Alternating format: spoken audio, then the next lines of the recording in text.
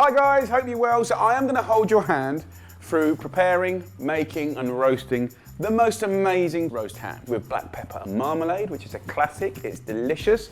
So what we have here is a 4.5 kilo chunk of gammon. This has already been salted, but it's not cooked. So what we do is we put it in a massive pot, let it sit in that water for maybe an hour or two, get rid of that water. That's not cooked, right? So we need to poach that. Put it on a heat with some root vegetables, carrots, celery, you can put garlic in there if you want, a little bouquet garni or a mixture of herbs. I've got some orange zest in mine, peppercorns, and we'll slowly poach that for an hour and a half. Now I've done that. So what we have here now is the skin attached to the fat. So I'll remove the string like that, and then I need to just pull them out like this. Now what we're going to try and do is keep as much of the fat on this as possible. We now just going to take a little pride in removing the skin, but also evening out the fat. So it's basically about that much all the way around. So we've trimmed that skin off. Now I want to use the knife to lightly score the fat. And what that's going to do is two things. It's going to give you this kind of texture that allows the oven to render the fat quicker and go crispier. And once you've gone across the whole ham, then simply turn it across the other way and we'll go in a crisscross. It's really easy, it's really fun. Don't spend hours and hours doing this. You've got way too much to do at this time of year. So now I'm going to put this in the oven for about 20 minutes just to get the fat going and sizzling, right? So the oven is at 170 degrees Celsius, which is 325 Fahrenheit, and then I'll come back and I'll show you what to do next. Okay, lovely people, so it's had 20 minutes, and in that 20 minutes, it's just enough time to get a sizzle on. We're gonna take our little spoon out. You can angle the tray a little bit. So we've already got juices coming out and we can start the basting process. What we've done is just open up this texture to receive flavor. Now, you can see I'm dusting this quite generously with black pepper, and I like that kick. Salt is already in this story, so we don't need to go anywhere near salt. So on the marmalade, just get that on the top, and the heat will just start to naturally melt it anyway. So as time goes on, it gets thicker and thicker until it can't run off anymore. And that is when you achieve perfection. You can see now, can't you, that by creating those little crisscrosses, it's clinging on black pepper and marmalade. An amazing combination with that beautiful ham. Look at that. So this goes in the oven now for an hour. And it's going to go back in at 170 degrees Celsius, 325 Fahrenheit. And that temperature is a good one because it's not too hot, it's not too cool. And over that hour, it's slowly going to caramelize and kind of get tighter and thicker and stick to it more, and keep glazing it until it is a thing of beauty. Right, back in the oven.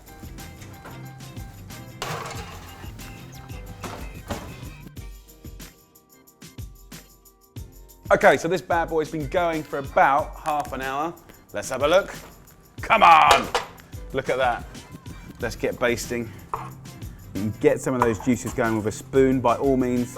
What I've done is get a load of rosemary and tie it up and create a rosemary brush. Now you might think I'm mad, but I'm going to use the rosemary brush to not only impart flavour, but also pick up that lovely marmalade and put it back on the ham. It smells amazing. Oh my Lord.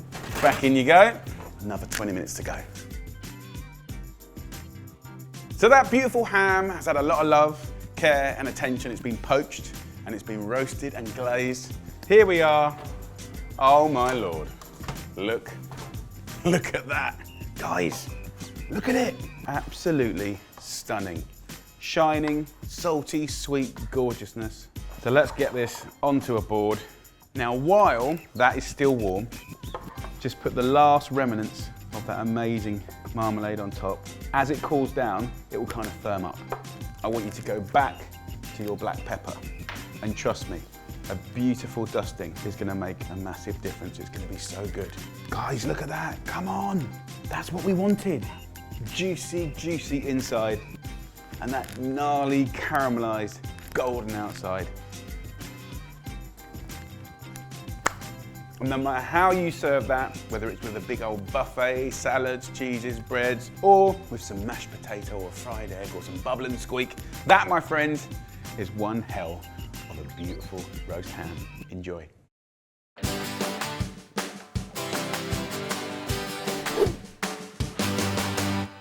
What I want to do is roast it in the most incredible way that's going to blow your mind. It's going to give you the crispiest skin, the juiciest breast meat. So what we're going to do is make a flavoured butter. And I'm using some dried cranberries that I'm just chopping up, and I'm picking in some beautiful thyme. Take it nice and fine, and then to make a flavoured butter is pretty damn simple. All I do is add some salt and a little pepper, and then I've got a pack of butter here. This has been out of the fridge for an hour, so it's kind of scrunchable, which we love. That is now the most amazing butter. Now you could do this like a week, 2 weeks before, pop that in the freezer, and you've got a job done for Christmas. So here is our lovely, illustrious, beautiful 7 kilo free-range bird. Let me show you the coolest little way to get that flavoured butter under the skin of this turkey. Get a spatula with a rubber end, and then simply put the tip in between the breast meat and the skin. And then you just want to move it around. And what you're doing is creating like a little pocket. Do the same thing on the other side. Brilliant. Just pop the butter into the 2 pockets. The bird will then kind of baste itself, so you can kick back and do what you like.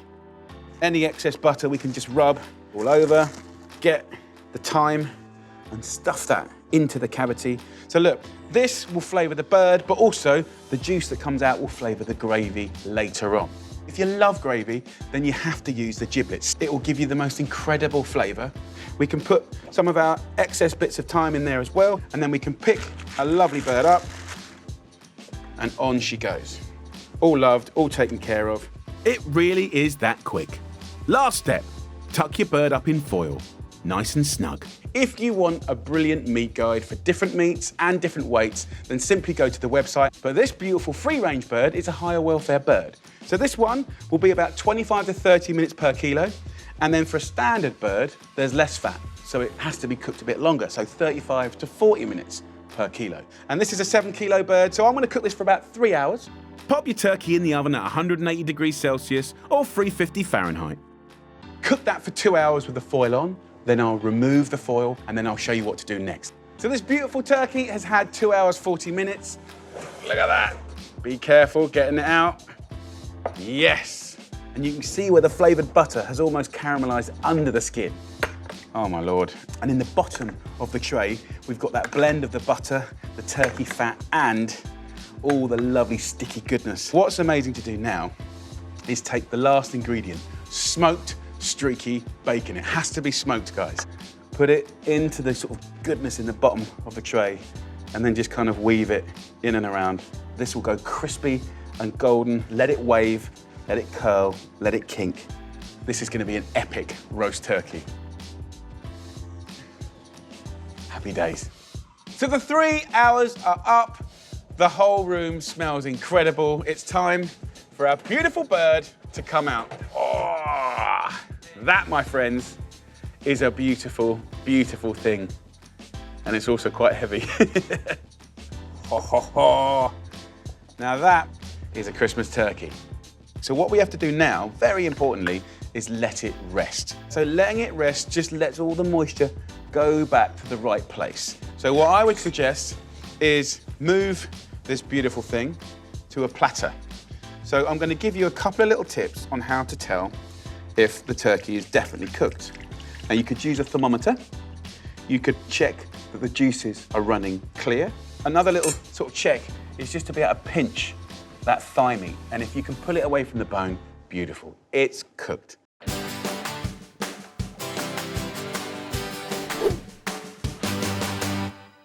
Lovely people, we are going to celebrate the creation of the perfect roast potato. It's not just a potato, this is the perfect roast potato. And if you think I'm going mad, it's because I'm mad for roast potatoes. Crispy outside and fluffy inside. We're going to do it 3 ways.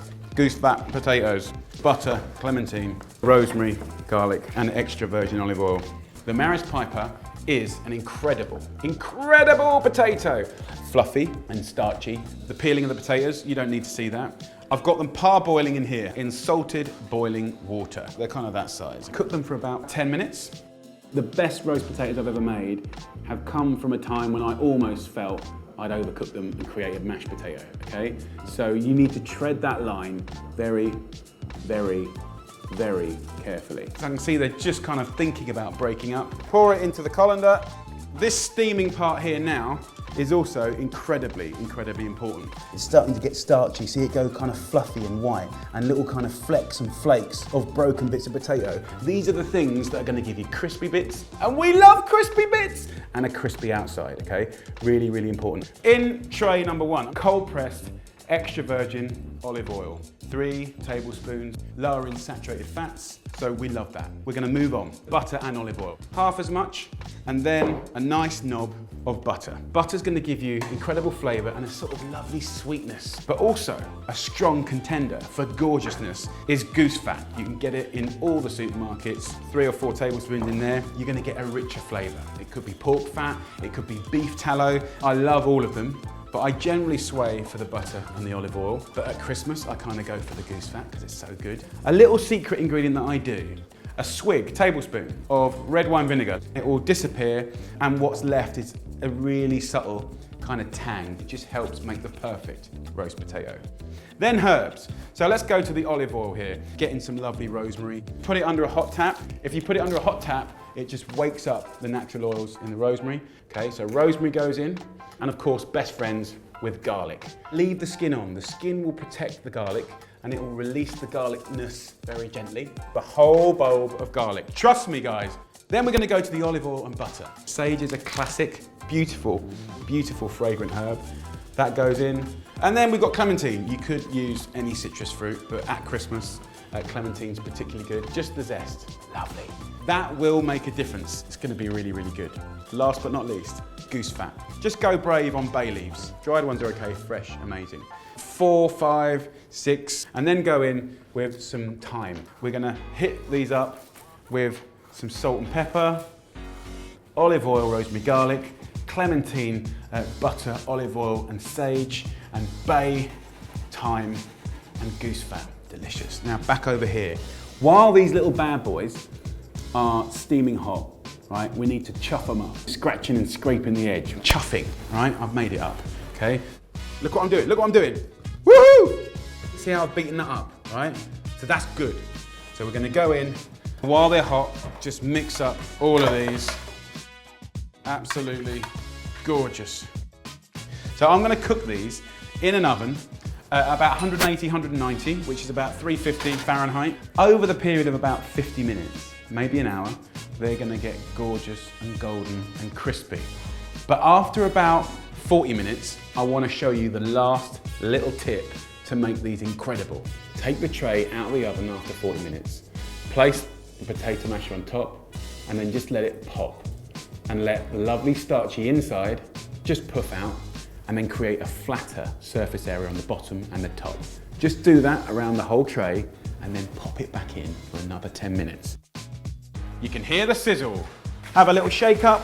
You can see and you can hear there is crispy perfection in the house. Goose fat potatoes, the butter potatoes with the clementine. The smell in this room is off the chart. And last but not least, the rosemary, garlic, and extra virgin olive oil. Crispy, fluffy, perfect, tangy, little gorgeous roast potatoes. So, obviously roast potatoes are only one part of the meal. If you want to look at the other parts of the meal, the gravy, the meat, different veggie options, then click the link.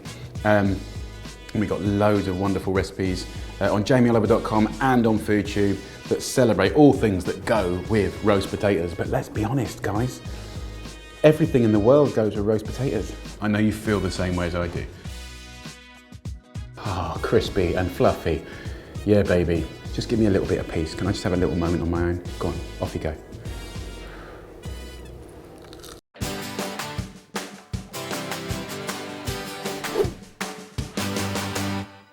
Hello, lovely people. Okay, we're gonna make the best gravy in the world. Oh yes, it's gonna be a beautiful thing. Okay, so whether you're cooking beef, roast pork, roast turkey at Christmas, goose, chicken, ducks, game birds, it doesn't matter what you're cooking. I'm gonna give you principles that will serve you and your family really, really well and give you the most extraordinary gravy every single time.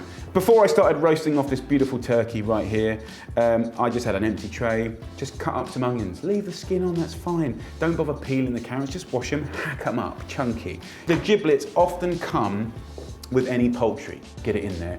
It's the key to incredible flavour. So I've got some rosemary. That's job done. Now the purpose of that is to lift the bird or the meat off the bottom of the roasting tray and to absorb all the flavours that cook, the sticky goodness that cooks out of it. We need a little jam jar. We need to separate off the fat. So fat always floats to the surface. Look, if I get a little bit of juice in here, you can see the difference, yeah? And this fat will keep in your fridge for months and months and months. You can put herbs in there if you want. It's a blessing in disguise, don't waste that. So once you've got the fat out, just put it on a high heat and bring it to the boil, okay? You wanna just reduce down the juices. When you're roasting lovely cuts of meat, it's good to have a high-sided, snug-fitting tray, okay? If it's just really thin and massive, everything's gonna kind of scald. You can see, because it's a bit snugger and a bit higher, see all the juice we've got amazing juice and flavour. Now your tray might look a little drier than this, and that's fine as well, because you'll probably have sticky bits of goodness on the bottom. I've tried to break it down to 3 principal levels to get you from here to incredible gravy. Do we thicken it? Do we want to thicken it? We've got corn flour, which you can use, or just normal plain flour. Your choice, it's all good. But then there's a couple of kickers, guys. We've got jam here. Jam, a little thimble, a couple of teaspoons of jam helps to add incredible sort of silk and sweetness and tang. And the thing to rift off of that sweetness is acid. So see here, acid comes in lots of different forms. Vinegar, Worcestershire sauce, balsamic vinegar, beer. So first up, acid. What are we thinking? Roast turkey, I'm thinking Christmas, maybe roast pork is the best thing to do. You know, 100 mils, just like half a wine glass, not a lot. Use this liquid to scrape all the goodness off the side. We're using alcohol. You cook that away. It's Christmas, it's turkey, a couple of teaspoons of quince goes in. So this is exciting, guys. This is really exciting. Certainly in Britain, we love to thicken a gravy. We want a bit more body there, okay? You know, for a turkey, for a tray this size, I'm gonna go in with 3 teaspoons plain flour. I don't want any lumps, just move it and let the flour soak up all that flavour. It smells incredible. That's nice and thick now. I'm adding stock here, guys. You could add water because there's so much flavour from the turkey and the giblets. I'm gonna really almost overfill this tray. And that's why it's really nice to have a nice high-sided roasting tray. Basically, the longer you leave it to reduce and go thick and dark, it will go 10 times more tasty. So I'm gonna let this simmer now for about half an hour, then we'll come and have a look. You can see it's really watery and kind of fairly ugly now. In half an hour, that's gonna be a different story. Beautiful.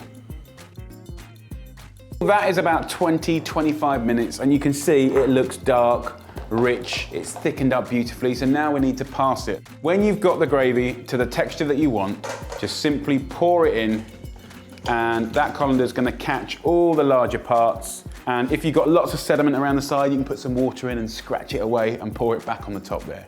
Give it a little agitation. You can put a bit of pressure in there. If you keep putting more and more pressure on, you're gonna get like a kind of paste of the veggies and the meat come through. That might be a good thing for you or a bad thing, depends what you want. But I'm really happy with this. That's been resting for 2 hours. You're also gonna get resting juices. It's very normal to have a little bit of kind of foam coming to the top. So a little quick way to be able to take that off is just take your pan to the side of the heat source. And if you come and have a look now, what that'll do is it will boil up on one side and push the scum to one side. And just watch me here. I'll just go in and just touch the side, and you're left with the most fantastic, wonderful gravy. This now is ready for you to simmer. You can cool it down, heat it up. Remember, this is going to bring heat to the plate, whether it's veggies, you know, your carved meats and roast potatoes. So there you go, the perfect gravy. The only thing to do now is just have a little try. Beautiful, beautiful gravy that will make people very, very happy. Until next time, take care. So good.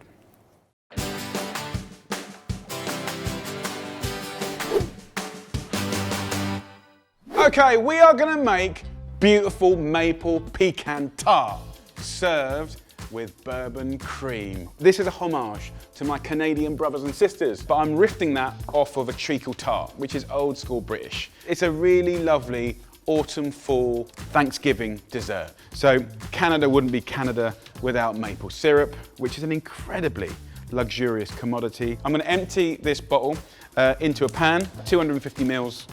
We're going to go 50 grams of butter, and I'm just going to grate in a little thumb-sized piece of ginger. You get a little bit of heat from that and fragrance, which I love.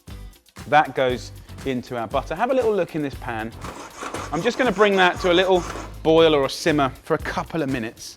I'm going to go in with some vanilla. You could use extract, but I have a vanilla pod here, so I'm going to scrape out the seeds, and of course vanilla, maple syrup, pecans, ginger. These are beautiful flavors. I'm just going to use a little whisk to mix in that vanilla. The smells, oh, it's, I mean, indulgent treat, but how amazing. So look, what we're going to do is I'm going to put a little swipe of the zest of maybe half an orange. I'm going to use some apple as well. Just going to coarsely grate the apple. And this just gives it a nice sweetness and flavour. And those little gratings of apple just kind of give a bit of structure to the tart. So I'm going to turn the heat off now, and I'm going to go in with 175 grams of breadcrumbs, just stale bread. And of course, if it's a half decent bread, that will make a difference. We're going to go in with pecans and just crush it in our hands. I'll stir this up. So now we've mixed all of this up. That is our filling, okay? I want to put this into a pastry shell. This is short crust sweet pastry that I've homemade. So we're going to scrape all of this into here, and then we can get my nuts back on top and finish this beautiful dessert. I'm just going to push this down like this, right into the corners, and then my nuts are just going to get sprinkled on top. So just poke the nuts so they're half dunked. And then, look at that, thyme. There's a little cheeky amount of maple syrup that I might have wasted. Just put the maple syrup around the thyme and then just pinch it on top, and you'll get glazed thyme tips. It's gonna make people really, really happy. So there you go. Very, very nice. This goes in the oven. And it is looking mighty fine. Look at that. A beautiful Canadian nod to a fantastic treacle tart. Okay, right, while that chills out, I'm gonna add some lovely creme fraiche. You've got a freshness and a sourness there that's beautiful, and I wanna just rift it and loosen it with bourbon. It's got barrel, it's got age, it's got kind of orange and gorgeous sort of autumnal flavors. I'm just gonna loosen that creme fraiche with as much of that as you like. You can make it boozy, you can make it subtle. So, bit of tart, boozy cream. Boozy cream, bit of tart. Gorgeous. What I quite like to do is just sort of put your cream on here. That beautiful bourbon cream in there. Grab a little bit of clementine if you can, and just put a little bit of fresh zest over the top here. Now, it's the best bit. Let's have a little portion. So let's see how we get on. Nice little wedge. Oh yeah. Absolutely gorgeous. Come on, look at that. You can see how flaky and crumbly that pastry is. And of course, the inside is just sumptuous and gorgeous. So on the plate we go with a nice thwap of cream. So there you go, lovely people. Fantastic maple and pecan tart with bourbon cream. So good. Homage to my Canadian brothers and sisters. So happy Canadian Thanksgiving. And if it's not Thanksgiving and if it's not winter, it don't matter, because it's gorgeous no matter what the weather. Take care.